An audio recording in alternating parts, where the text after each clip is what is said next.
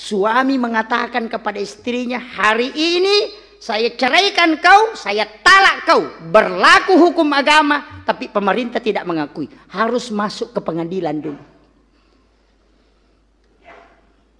Coba. Jadi, tapi kalau laki-laki, kalau perempuan bilang kau talak, kau itu tidak berlaku. Biar cungkir balik bilang ku talak, tidak bisa. Iya, makanya laki-laki itu aman.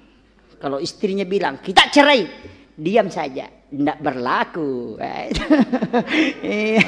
Rasa barak kok bos, dia berlaku. Kenapa talak tidak bisa berlaku dari istri? Karena dia yang dibeli. HP tidak bisa bilang saya berhenti jadi HP. Tidak bisa karena kau yang dibeli. Kalau kau bilang saya mau buang HP ku boleh, tapi HP tidak bisa bilang buang saya. Tidak begitu karena dia yang dibayar. Nah, makanya talak itu dari suami bukan dari istri.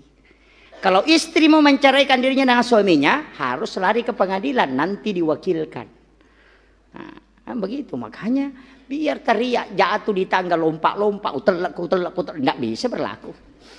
Makanya bapak-bapak ini aman, tapi bapak-bapak hati-hati ketika dia mengatakan hari ini saya ceraikan kau, kita resmi berpisah, maka itu jatuh talak. Ketika dia berhubungan dengan istrinya itu bisa dihukum perzinahan. Oh, fatal itu. Jadi jangan coba-coba laki-laki sedikit-sedikit ngomong cerai, sedikit-sedikit cerai. Kong karo ani mako tuh bacangin surah Yasin.